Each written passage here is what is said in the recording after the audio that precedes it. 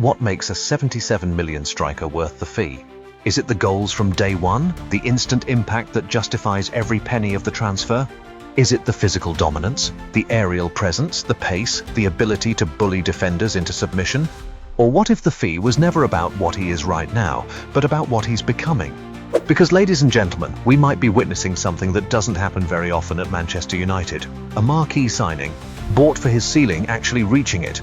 Benjamin Šeško arrived with the profile of a generational striker, 6'5", clocked at 35.7 km/h, 2-footed, aerial. A transition monster built for the modern game.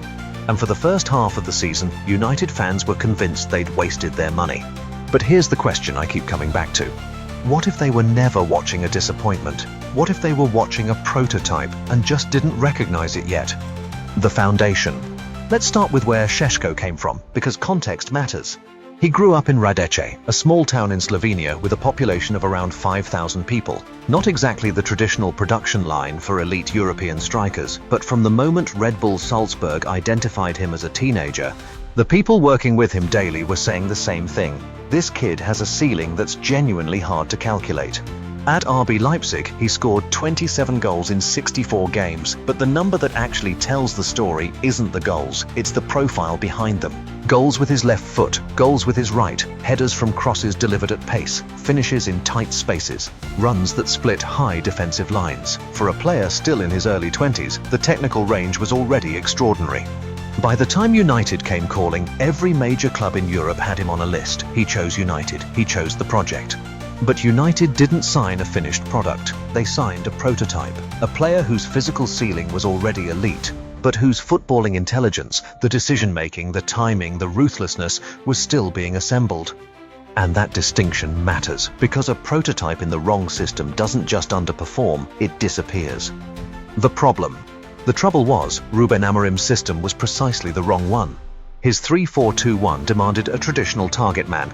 Back to goal, hold it up, wait for support, bring others into play. Šeško can do that.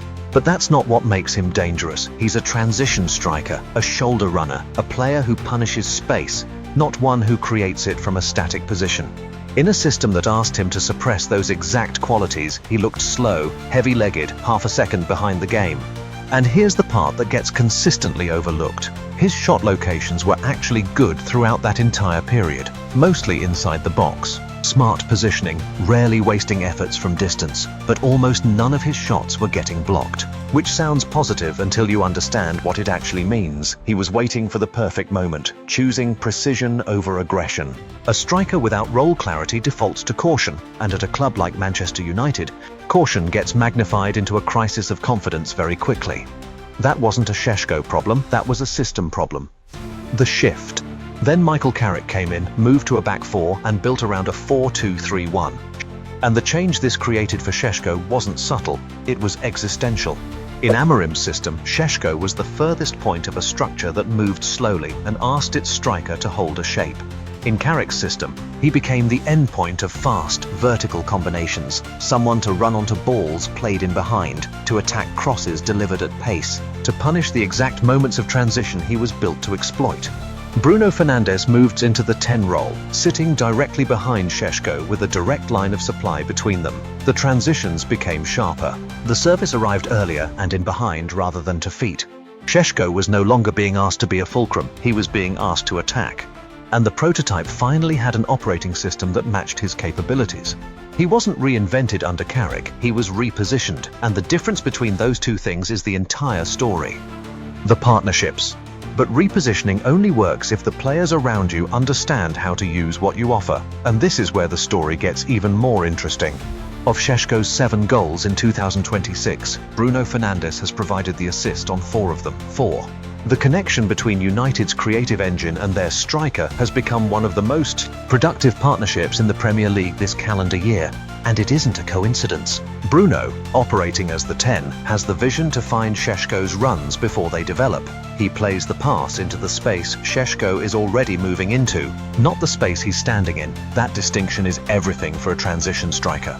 Bryan Mbeumo has contributed 2 further assists, and his involvement points to something structural rather than individual. 5 of Šeško's 7 goals in 2026 have come from deliveries arriving from the right-hand side of United's attack. That's not a pattern, that's a system. Mbumo's movement and delivery from the right has given Šeško a consistent, predictable source of service. And predictability for a striker is worth more than people realize. When you know where the ball is coming from, you can time your run earlier, attack the space with more conviction, and arrive at the ball with momentum rather than reaction. United have essentially built a right-sided triangle, Mbumo wide, Bruno inside, Šeško attacking the near and far post. That has become genuinely difficult to defend consistently. It's no longer about one player finding form. It's about a unit that has figured out how to make each other better. The weapon. Here's where Carrick has shown genuine tactical intelligence, because he hasn't just unleashed Šeško as a starter, he's weaponized him. Think about what it means to face a 6'5" striker who moves like a winger, fresh off the bench, 75 minutes in. When your legs are gone and your concentration is fading, that's not rotation, that's a tactical problem with no clean solution. And Šeško delivered in those moments. Different types of goals in different types of games, transition finishes, pressure moments, stoppage time composure, each one showing a different dimension of what he offers. But the best impact weapons eventually refuse to accept that label. They use the role as a platform, not a ceiling. When Carrick handed him a start against Crystal Palace, Šeško scored the winner, first chance to prove he belongs in the starting 11, and he took it with the kind of composure that makes the decision look obvious in hindsight. That's not a player content to be a super sub. That's a player making the argument for himself in the only language football understands. He doesn't need 90 minutes to change a game, but increasingly he's demanding the chance to create several. The mentality. But here's the layer that doesn't show up in the stats. After scoring a late equaliser against West Ham, a big goal under pressure that earned United a point, Šeško said he was happy for himself but disappointed with the result. Not relieved, not satisfied, disappointed. That matters more than it might seem. The psychological profile of an elite striker isn't about ego, it's about standards. It's the ability to celebrate a personal moment while simultaneously holding yourself to a higher collective expectation. You can't coach that into a player, it's either there or it isn't. Early season Šeško looked like he was waiting for permission to be decisive. Now he looks like a player who knows exactly what he's capable of, and is impatient to prove it consistently. He keeps shooting after misses, he stays sharp after being benched, he scores winners when he's finally handed starts. That's not a player riding a good run of form, that's a player developing in real time. The bigger picture. Zoom out, and the Šeško story becomes about something larger than one player finding form at one club. United paid $77 million for a ceiling, for a trajectory, for the kind of physical and technical combination that doesn't come available very often. And for the first half of the season, that looked like either a misjudgment or simply too early to call. What the last 2 months have shown is that the evaluation was right, the environment was wrong. Amorim's system asked Šeško to suppress the exact qualities that made him worth $77 million. Carrick's system asked him to express them, and the gap between those two outcomes, invisible versus inevitable, wasn't talent, it was alignment.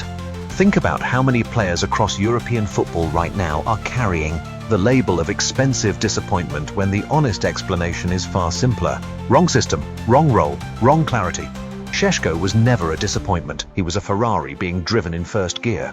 And now someone's finally let him accelerate. At 22 years old, with this physical profile, this mentality, and these partnerships already in place, the question for Manchester United isn't whether to build around him. It's how quickly they can build something worthy of what he's becoming.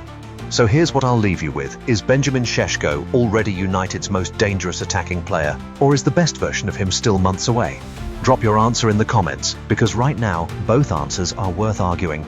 Benjamin Sesko was always going to be elite. United just had to find the right conditions to prove it.